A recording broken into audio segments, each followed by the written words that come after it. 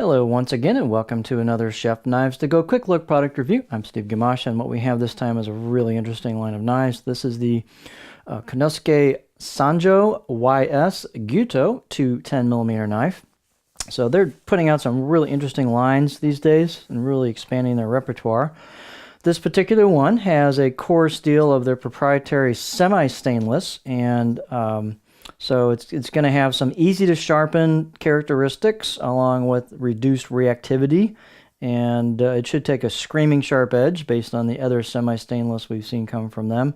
So it should be a really nice core steel. The interesting thing is they've taken it to a 63 to 64 Rockwell hardness, so it should also exhibit some extra edge retention at a little bit of, it's going to be a little bit more, you have to take a little more care because it's harder steel and it's thin at the edge, so it requires a little bit more technique, but you'll be rewarded with edge retention.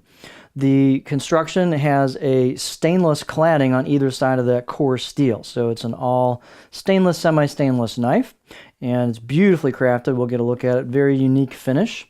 The weight and dimensions can vary a little bit from knife to knife. This particular one is 168 grams or 5.9 ounces. The edge length is 214 millimeters or 8.4 inches. That's from the tip to the back of the heel. Overall length about 368 millimeters or about 14.5 inches. And fairly thick coming out of the handle, but it thins down and just has a nice kind of taper all the way down. So beautifully crafted.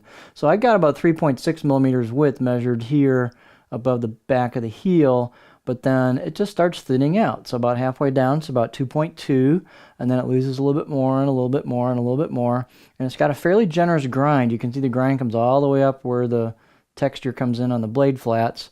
And so you can see it's got a generous grind, and it thins up nicely at the tip. So this is a great performing knife. Look at the polish on that spine. So beautifully crafted, really nice fit and finish. Height is 46.1, so it's not super tall, but it's it just kind of has a nice aesthetic to it. So you still got pretty good clearance with the width of the neck is not too wide, so lots of clearance there. The handle's one of these really nicely done key handles, so it's octagonal, ambidextrous. This one is what's known as Enju wood and Maguro ferrule, so it's a really cool wood. You can look up a little bit about the wood on the product page. If you're probably seeing this, you might be looking at the product page, but it's got a kind of a thin profile to it. It's not wide, but it's about standard height or width this way, but it's thin this way. But they've produced a lot of knives with these kind of thinner handles, and people really are, for the most part, really digging them, so that it's got a neat, handling quality to it. It's about 70 millimeters or 2.75 inches where the two woods meet, and nice tight handle install. Again, the craftsmanship's great on these. We'll get a little beauty shot here.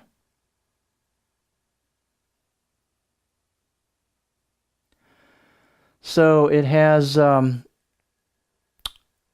of a cool little small dimpled hammer marks throughout. It's got almost like a Kudauchi kind of finish, but not really. It's just a neat kind of blacksmithy type of finish to it, but it doesn't look like a faux kind of KU finish. It has hand chiseled kanji, but the way the hammering is on there, it's a little hard to tell, but they are there. And then you've got a well executed Kasumi style finish to it, a generous grind line. You can see how the core steel peeks out there. That semi-stainless steel with a decent amount of polish to it. Here's the left side of the blade.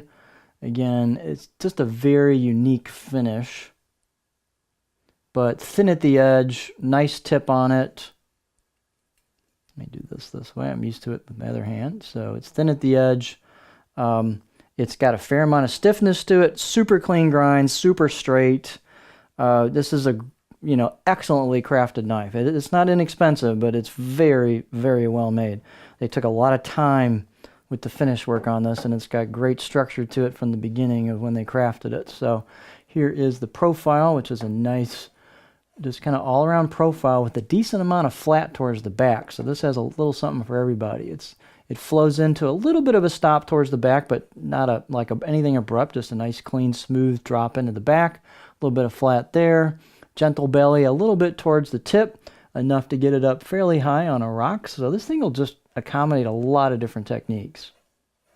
So it's light, it's flickable. Let me see, I don't think I covered the balance point. You got a nice spot here for your finger on the pinch grip. Out of the box edge was 6, maybe 7 out of 10. Really nice out of the box edge. There's your balance point. So it's pretty close to a pinch grip. Just for my hands, maybe just a touch behind, but awfully close. The handle's got a little bit more dense wood to it. That's kind of a good thing they thinned it out just from a weight perspective. But this is just a really high-class knife that's made extremely well and very unique. So this is the Konosuke Sanjo YS Gyuto 210mm knife.